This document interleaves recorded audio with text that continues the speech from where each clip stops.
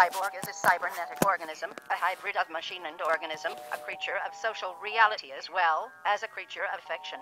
Contemporary science fiction is full of cyborgs, creatures simultaneously animal and machine, who populate worlds ambiguously natural and crafted. By the late 20th century, our time, a mythic time, we are all chimeras, theorized and fabricated hybrids of machine and organism. In short, we are cyborgs. In the traditions of Western science and politics, the tradition of racist, male-dominant capitalism, the tradition of progress, the tradition of the appropriation of nature as resource for the productions of culture, the tradition of reproduction of the self from the reflections of the other, the relation between organism and machine has been a border war. The stakes in the border war have been the territories of production, reproduction, and imagination. This chapter is an argument for pleasure in the confusion of boundaries and for responsibility in their construction.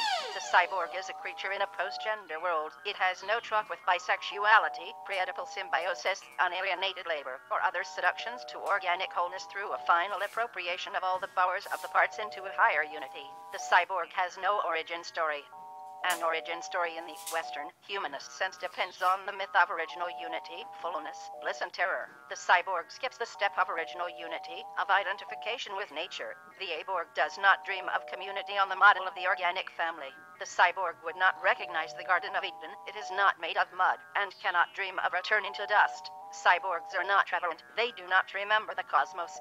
They are wary of holism, but need thee for connection. They seem to have a natural feel for united front politics. The main trouble with cyborgs, of course, is that they are the legitimate offspring of militarism and patriarchal capitalism, not to mention state socialism. But illegitimate offspring are often exceedingly unfaithful to their origins.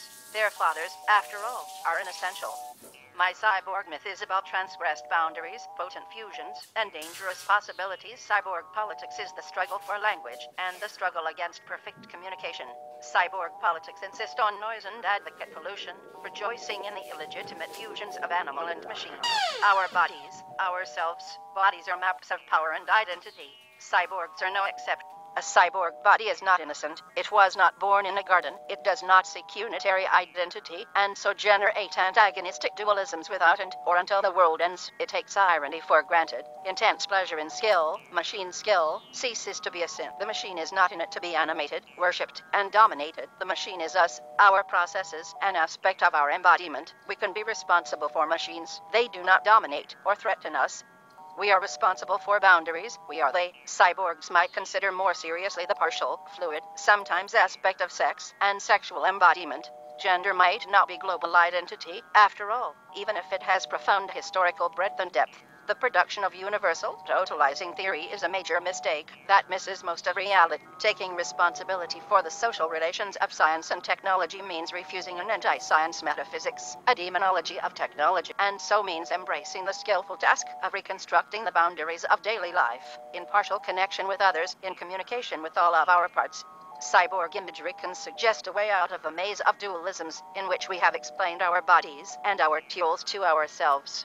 This is a dream not of a common language, but of a powerful infidel heteroglossia. It is an imagination of a feminist speaking in tongues to strike fear into the circuits of the super savers of the new right. It means both building and destroying machines, identities, categories, relationships, space stories. Though both are bound in the spiral dance, I would rather be a cyborg. I would rather be a cyborg. I would rather be a cyborg than a goddess.